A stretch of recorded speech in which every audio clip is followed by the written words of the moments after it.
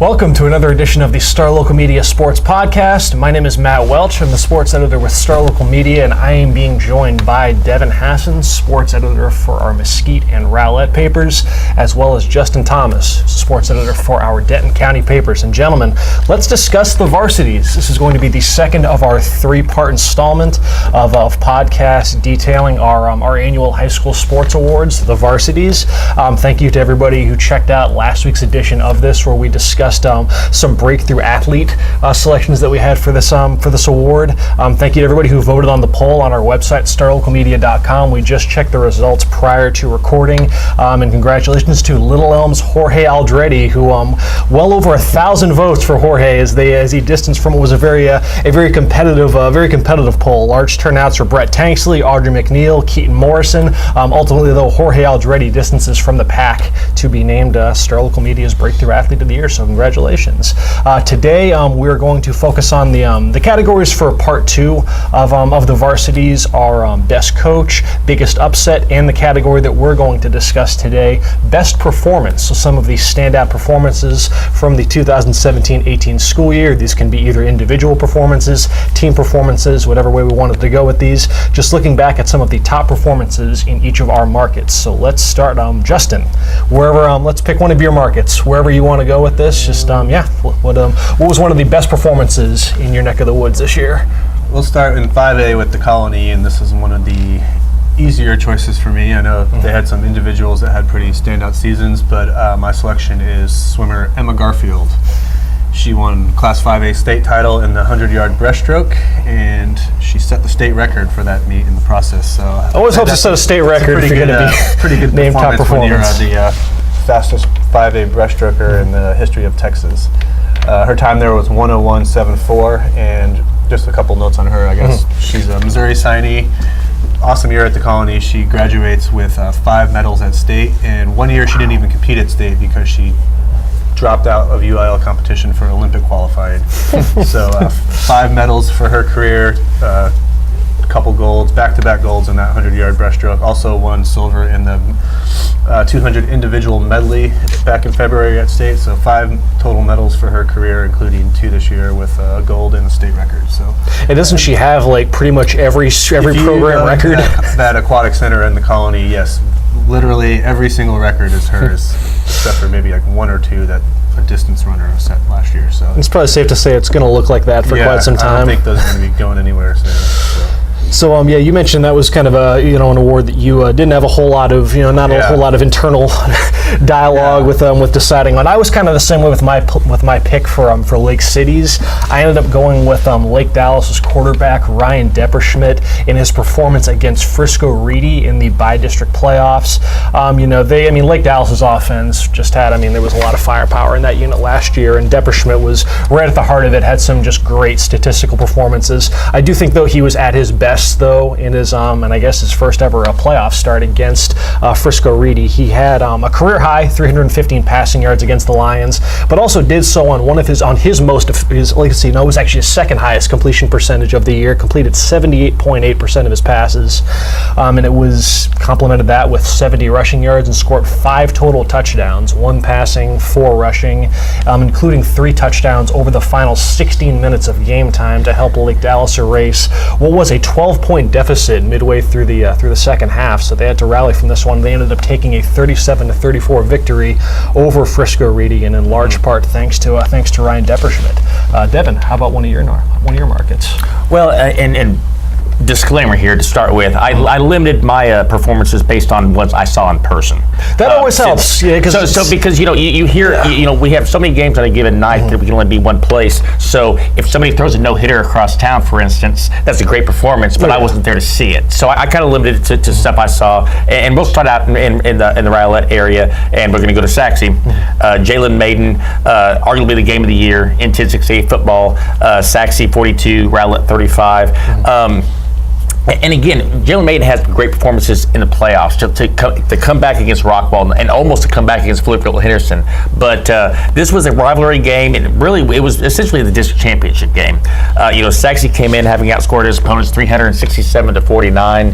Jalen Maiden, who's on his way to Mississippi State now, didn't put up the kind of numbers you'd expect as a D1 prospect because he didn't have to. They were just so dominant throughout. We've talked about the video, and talked about the song and whatnot. The before. diss track. Yes. I mean, they were in that. So he didn't have the kind of numbers you might expect from a D1 prospect. But this was the first time all season long where they actually were challenged, and they were down 35-21 going to the fourth quarter. And again, Jalen Maiden showed it his sophomore year. He showed it his junior year. He didn't have to show it up until now. And then with their undefeated record on the line, essentially the 10-6A title on the line. I mean, Jalen Maiden, when it came down to it, rose the challenge. The first play of the fourth quarter, he had a 22-yard run where he hurdled the defender, and you could just feel the crowd, that sideline. I mean, it just kind of swelled, and you just kind of said, whoa. The momentum is shifted on that one run. 2 plays later, he's in the end zone on a 21-yard touchdown run. Next drive, they force a Rowlett punt. He is Miles Nash on an 87-yard touchdown pass. Connects with Derrick Rose on a 2-point conversion. That was 35-35. And again, it's just great atmosphere, great crowd. Isaiah Humphreys was an assist. He gets his second interception of the game to set the stage, and Jalen Maiden scores an 11-yard touchdown run with 31 seconds left. That proves to be the game winner. Finishes with 242 yards passing, 2 touchdowns, 141 yards rushing, 2 touchdowns. But again, just because of the stakes, because of the rivalry game, and he had some good performances later on, but that was really the one that stuck out to me, where somebody just kind of put the team on his shoulders and carried him through to the end. The first time that team had been punched in the mouth really all season, so that's a real nice test of his mettle, so to speak. Yeah, it really was. So let's see, Justin, whether it's Coppell, Flower Mound, Louisville, Carrollton, name one more performance of the year. Let's go. Are we stopping at one more? Because I had a couple more to talk about. I'll talk about Marcus here. Didn't really have any kind of individual games or anything that really stood out, at least that I could recall. So I picked Marcus's girls track and field team. They finished second at the state meet this year behind DeSoto, and I guess what was really impressive to me about finishing second is that they got second and they only competed in 4 events. So a lot of teams had more representation there, but Marcus's girls still passed them, and that's because everybody that competed got a medal. Quinn Owen got gold in the 1600. That's her second year in a row doing that. Mackenzie Hayward won gold in the pole vault. She's got 2 golds in 3 years then. Junior L'Oreal Daniel, she came in 3rd in the triple dunk, and then, Marcus's 400 sprint relay team took second. That team was Allison Warren, Taryn Hankins, Nicole Ume Izioki, and Zora Jackson. So everybody that went down there got a medal, resulted in second place. So I went with Marcus's girls track and field team there. And yes, I do want to hear the rest of yours as well. Kind of sticking with track. That's where I landed on for my pick for Plano. This was one of the ones that did. It took a little bit more deliberation on my part, having to pick from some pretty worthy candidates. For example, you had Kyron Cumby on the football field for Plano Senior. We've talked about his just absurd performance against Denton Guy, where he had 270 total yards of offense and 4 touchdowns on just 11 touches. You had the Plano Senior softball team, and I just put Plano Senior softball versus the Texas high school playoffs because they had 13 home runs over the course of a single postseason, which is just absurd when you consider just the how few a number of games you play over the course of a postseason. Not only did they have 13 home runs, those home runs were spread across 8 different batters. So 8 of their 9 in the starting lineup had at least 1 home run in the postseason. Ultimately, though, I ended up going with Kennedy Blackman, a standout runner for the Plano Senior girls track team, and her performance at the state meet. She not only won the 400 meters with a time of 54 seconds, but then turned right around about 45 minutes later and then ran the 200. Not only did she got second in that, but she also ran a PR of 23:57. I mean, I always think that it's kind of an underrated subplot of the runner who has to just bleed all of their energy into one race and then turn right around, just moments later, and just kind of channel that energy once more to try to run another race against some of the of the best runners in the state. I believe she was the only runner in 6A who had to make that 400 to 200 jump in terms of competing in both. So to be able to medal in both, first time, and I want to say 5-6 years, at least since Rachel Johnson, whenever she capped her high school career, the last time that Plano had a girls runner medal twice at state. Just a benchmark finish to the year for Kennedy Blackman. Just a fantastic cap to the year for Plano senior girls track in general, which had a really strong bounce back season, one of their best years in recent program history, as they finished 5th overall at the state meet, and in large part thanks to Kennedy. Let's see, Devin, what about Old Mesquite? There were several candidates that kind of jumped, but the one that kind of jumped to mind is also back on the gridiron, Seth McGowan, the running back for Poteet. And it wasn't just his performance that night, it was the story behind it leading up to it and the magnitude of the game. Seth McGowan was played on the varsity as a freshman on their state semifinals team last year, was expected to step in and be the focal point of that offense, and they built that team around him. And he goes out first half, the first game of the season, and gets nicked up. He misses several games. He comes back. He's still not 100%. Well, fast forward, and then it's the final game of the regular season. They're playing their crosstown rival in West Mesquite, and essentially there's a playoff berth on the line. There were a couple different scenarios where people can make it, but most people, the most likely scenario was this was a winner-take-all battle for the last playoff spot out of 15-5A. And again, you got this kid. He's a sophomore. He's been banged up all season long. He's coming back into form, but he's still not 100%. And West Mesquite knew he was getting the ball. Poteet said, "You're getting the ball," and he just delivered. I mean, there was one point in the second quarter he carried the ball 9 straight plays, 12 out of 14 on the drive. Caps the drive with a 6-yard touchdown run. But still, they're down 21-17 early in the third quarter. He breaks free for a 64-yard touchdown run. One play later, after they get the ball back, he breaks free for a 79-yard touchdown run. And, I mean, they just rode him to the end. Poteet ends up winning 38-31. They make the playoffs for the 7th time in 8 years. His final tally in the night, 38 carries, 296 yards, 3 touchdowns. Wow. I mean, they basically said, we're going to put the game in your hands, and he delivered. It was just a phenomenal performance for somebody, again, who was probably not even 100%. That's a good transition to. I'm going to pull a page from. I'm going to actually give Kendrick Johnson's selection for McKinney. Yeah, because I don't want to follow that up with but Mag. How many rushing yards did your guy have? 298. Yeah. So yes, there might not have been an easier selection in any market than McKinney running back Matt Gaddick setting the single game state record for just most rushing yards in a game. We've mentioned this performance to death on this podcast, but just for another mention, Matt Gaddick totaled 599 rushing yards against Plano East. He broke the state record, which was previously 587, set back in 1998 by Somerville's Darrell Ellis. Just the raw numbers behind the performance, Gaddick did so on 49 carries for 599 yards. That's good for a 12.2 per carry average, and he scored 6 touchdowns in a 63-50 victory over Plano East. Plano East once again on the receiving end of some Texas high school football history. But this just kind of the anatomy behind this performance. This was one where you kind of knew early on that something absurd might be in store. On the very first play from scrimmage, Matt Gaddick had a 68-yard run, and that just kind of set the tone the rest of the way. I was just going back through carry by carry. Over the course of that 49 carry performance, he had 8 runs of at least 30 yards, 4 runs of at least 50 yards, and 3 runs of at least 60 yards. He had 357 yards at halftime.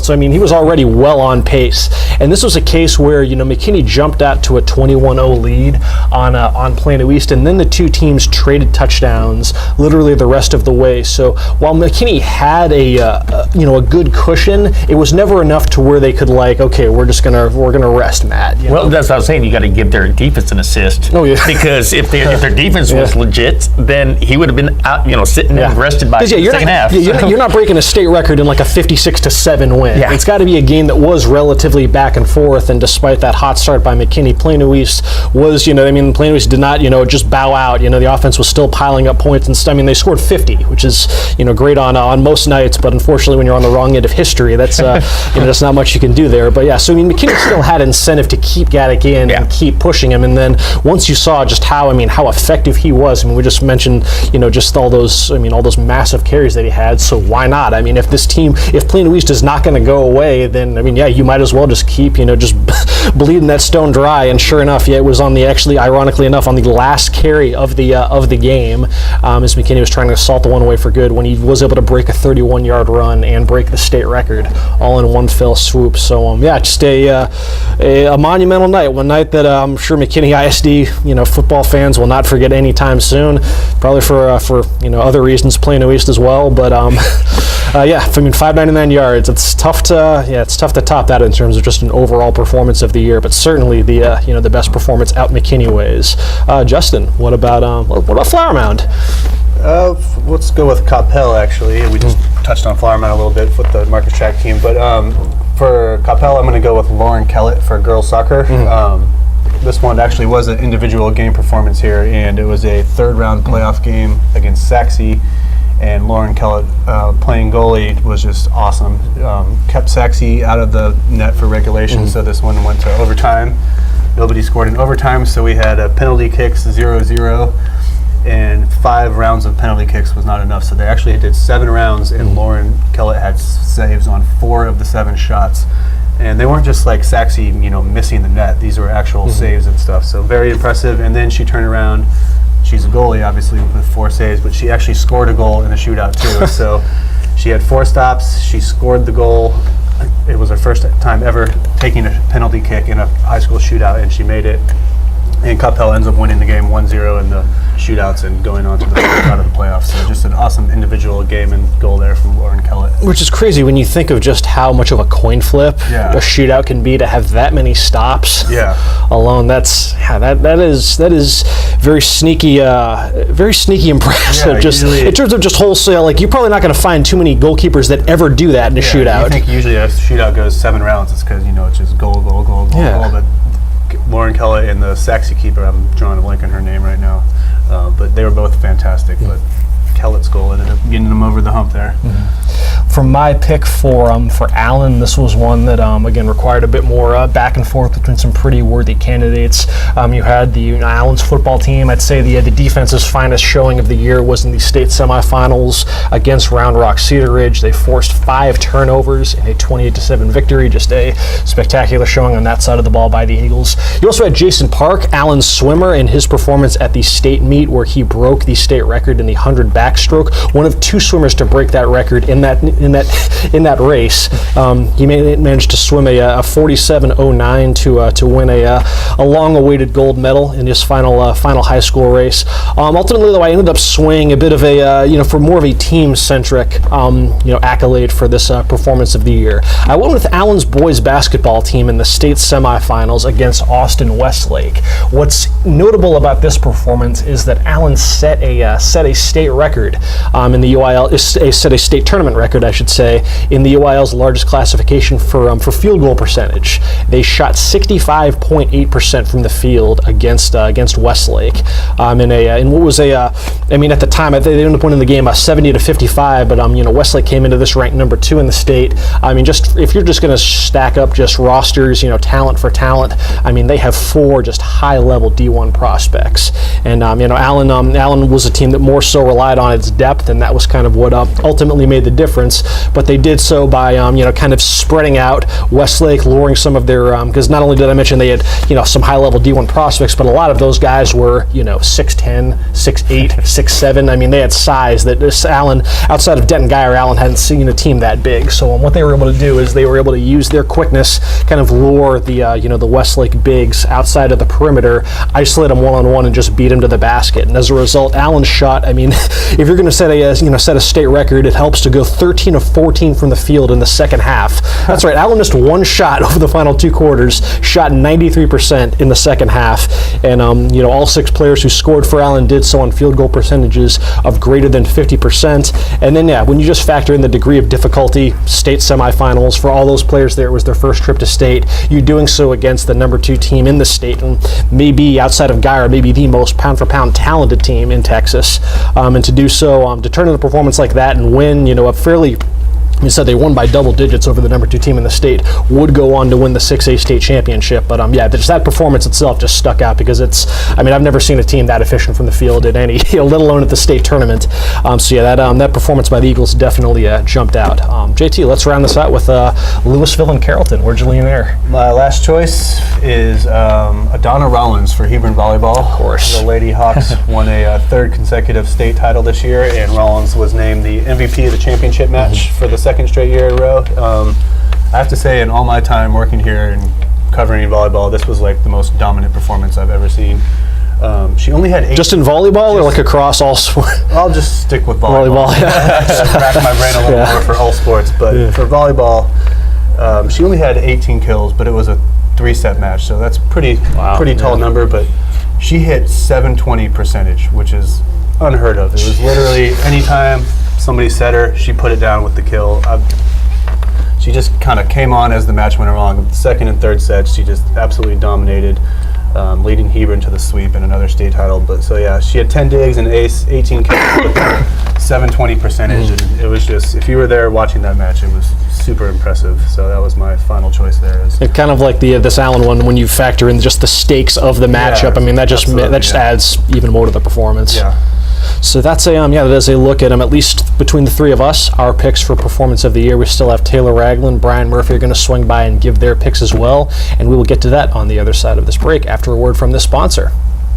Today's Student Athlete Spotlight is brought to you by Bavarian Grill, authentic Bavarian food and beer garden. Listed by the Zagat survey as the highest rated German restaurant in Texas for 12 years in a row. 12 years! That's 3 presidential terms. You can enjoy traditional and authentic spring favorites now. Everything from appetizers like slow roasted ham hock and potato pancakes to entrees like bratwurst or breaded schnitzel. Bring your whole family for lunch and dinner. They are open Tuesday through Saturday, located off Parker and Highway 75 in Plano. Bavarian Grill. And now, let's get back to the podcast. Hello and welcome back to the Star Local Media High School Sports Podcast. I'm Taylor Ragland. I do sports for Plano, Allen, and Lake Cities. I'm joined by Brian Murphy, who does sports for Frisco, Little Elm, and Celina. We're going to continue the conversation here about best performance. We'll go through all of our markets. Just a 2-man show, absent of our fearless leader, Matt Welch. So we're taking over. 2 is all you need. Yeah, 2 is all you need. We'll be hosting this thing on our own. So I guess we can start with you. You can pick whichever one of our markets you want to, and get us started. You're just throwing an alley-oop? Yeah, go ahead, man. Best performance. See if I can finish. Best performance. So I'm gonna start with Frisco. Once again, in all the Frisco podcasts I do, I can literally pick so many kids, so many athletes. There's so many schools to pick from. Now with 10 high schools, 8 last year. MJ Rivers sticks out. I didn't choose him for this selection, but he stood out last year in a big win, 63-37 win against Reedy, where he had 8 touchdowns.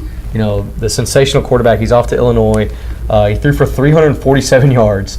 18 of 22 completions, which is good for over 81%. He had 4 touchdowns through the air. He added 119 more yards on the ground, 4 more touchdowns rushing. What? Ridiculous. Wait a second. This didn't win? No, they didn't win. No. Well, they won, but this didn't win. This didn't win best performance? Oh, wow. Because if you throw a perfect game, whether softball or baseball, that's that'll do win. it. That'll do it. It's impossible, to almost nearly impossible to do. And that's what Kendall Fritz did with Wakeland softball. And a 15-0 win over Heritage back in March. They run-rolled them. It was a 5-inning perfect game, but still. She struck out every batter too. By the way. Perfect game's a perfect game. That's even that's one step beyond. And she was the best pitcher in the district. And with a performance like that, you can't overlook that. Regardless of what MJ Rivers and a bunch of other athletes did in Frisco and a bunch of other sports. Kendall Fritz took the cake. Right. I'll go to another city where there's an abundance of good athletes and abundance of good performances in Plano. there were, several games that I didn't see, having been here only since February. So I guess just in my time, looking back at the individual performance, I'll go to a more individual sport in golf, and I'm going to go with Libby Winan sweeping her way through the 6A girls golf postseason. So when she kind of started this year, from having talked to her and interviewed her both before and after her eventual 6A state championship in girls golf, that was her goal. She wanted to win 6A at the district level, win 6A Region 1, and then go on and win state as a senior and kind of cap her career that way. And she did. She swept through. She was 6A champion, 6A Region 1 champion, and then state champion with rounds of, I believe, 69 and 66 at state. So, she just kind of ran away on day 2. I think she was tied for the lead at 3 under on day 1, and then day 2 she just closed, which is kind of a theme of her career. A good closer, but really just shooting 66 on the second day of the state championship to lock it up and win by I think a couple strokes. So just her overall dominance and her run through the postseason, definitely the best golfer Plano East has ever had, the only state championship in golf Plano East has ever had. So pretty dominating. Imagine and I think shooting a sub 70 and still being top for first place. Right? And then only winning by a couple strokes after shooting 66. If I break 100, I'm pretty happy. Oh my gosh. These numbers don't even compute in my head. But That's how good 6A is in the state of Texas. It's ridiculous. It was just so dominant. And the fact that she set out and set that goal for herself and said, here's what I'm going to do, and then she just literally went out and mowed through everybody and did it. So I think that's pretty much the definition for me of best performance, just her ability to dominate at every level and end her career with a state title. East first, definitely the best golfer East has ever had. So hard to top a state champion, shooting that ridiculous of a score. But I'm going to switch over to Celina/Prosper. A couple basketball players that were really dominant. Carson Stastny as a sophomore. He was one of my breakthrough players to watch last week. He had 29 points in a big win against Princeton. He was their leading scorer, district MVP, offensive player of the year as a freshman the year before. He's the coach's son too, so he's been playing his entire life. Right. He's easily the most skilled player on the floor at all times. He's 6'5", phenomenal basketball player. But I didn't go with him. Again. Once again. and another pitcher who threw a bunch of no-hitters. There was 3 or 4 no-hitters she threw this year off the top of my head. I can't remember against who. I know like Newman Smith and Creekview and stuff like that. For Prosper, Rachel Eckroat, who was one of the most dominant pitchers in the entire state in softball this year, but I didn't choose her either. Because which no-hitter am I going to pick? Right. So I went with Zach Reitzel, the forward for the Prosper Eagles boys basketball team. He led Prosper to a 56-39 win over Little Elm. The third meeting between the two teams, the second time in district play, and this was at Little Elm. So Little Elm had came back and beaten them in the first district meeting at Prosper a few weeks before, and then they come in and then just wallop the Lobos at Little Elm, which is really impressive. I think Reitzel had like 8 rebounds in the first quarter.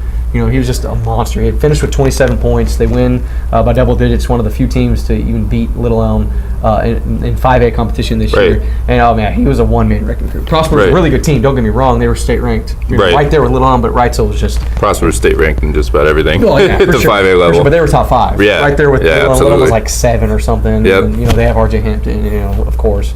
But yeah, Reitzel just dominated that game. He was on a court with Hampton and all the guys Prosper has. Reitzel was the best player that night on the floor. Right. Cool.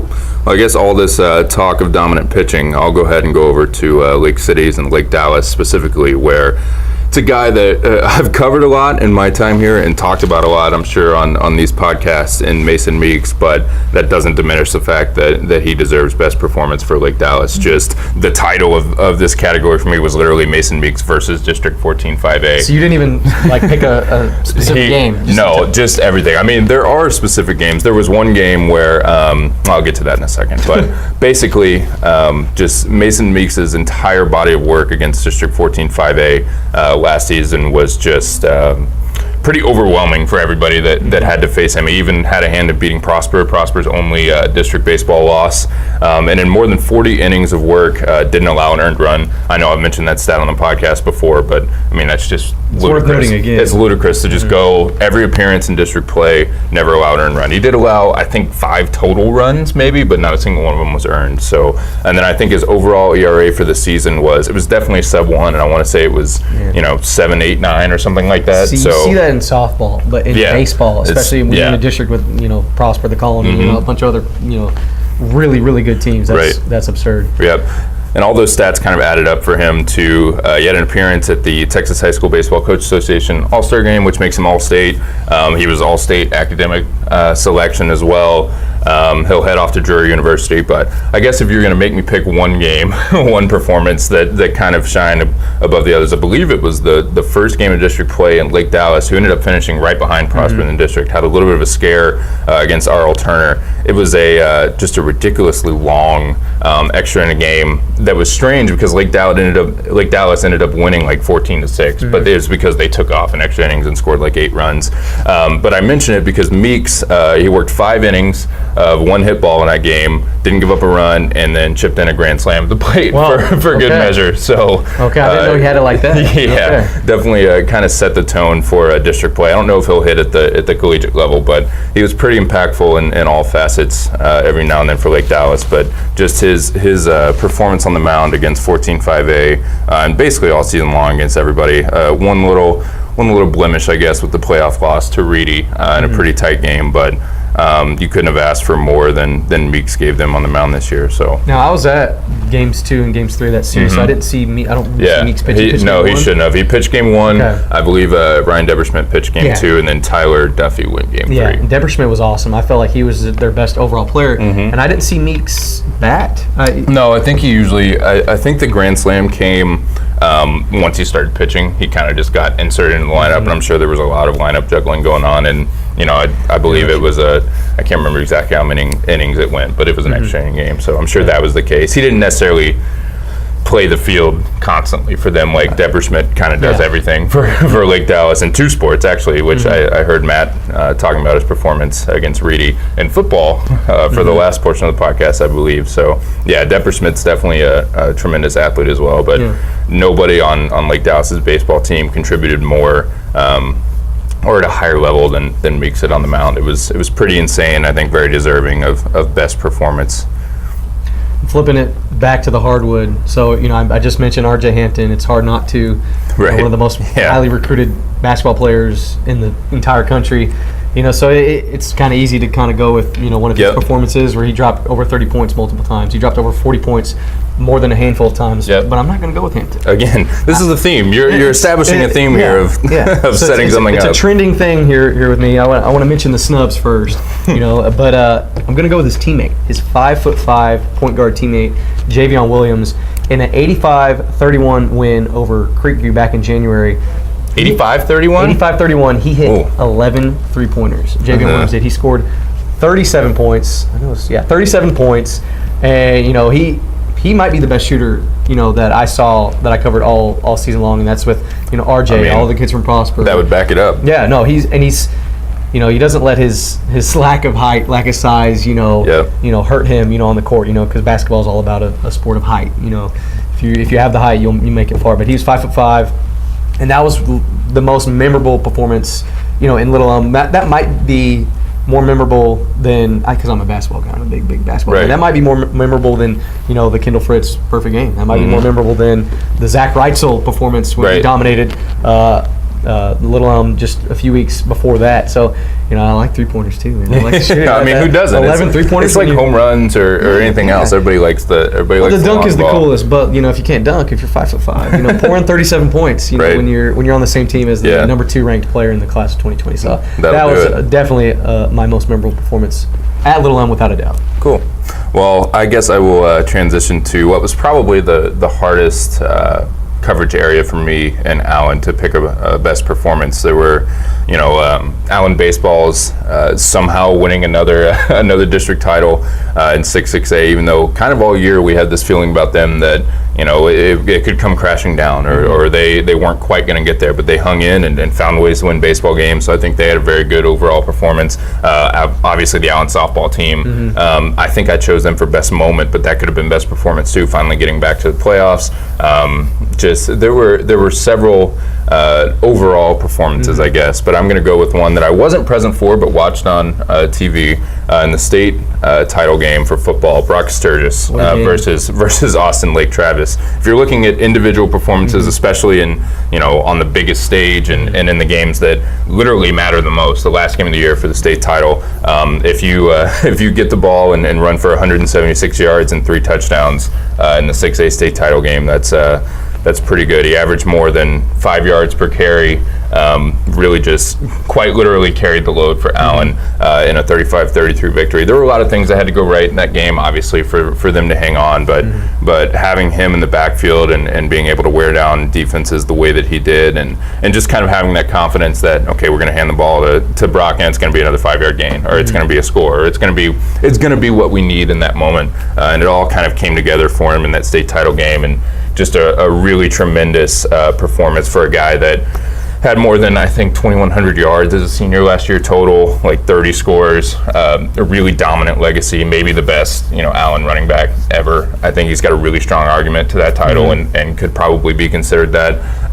But it all kind of encapsulated and came together for him in the state title game when he had just a tremendous performance. Like I said, wasn't there in person, wasn't covering it for Star Local Media, but I watched the state title games, and he was pretty dominant. See, I remember watching those games on TV, the state championship games, and I remember Allen didn't really throw the ball that much, so I just pulled up their stats, and Tisdale, he only threw the ball 8 times. Yeah. For 34 They yards. literally just said, you know what, you're a bell cow. We need to run out the clock. We need to get a lead, so we're just going to keep handing you the Sturgis ball. ran the ball 32 times. And it works. If you're going to average 5 yards a carry on 32 carries, what else should you be doing if you have that kind of weapon in the back? And that's when you have a weapon like Theo East, too, at receiver, and he had 4 catches, 27 yards, and he was, took the back step to Sturgis, who, man, I didn't realize he was that dominant in that game. Now looking back, I didn't realize how much they relied on the running game. It was a really dominant performance and a really impressive performance, and especially in such a close game. When you think about 3 touchdowns and a 2-point game, I mean, that's a lot of the production. So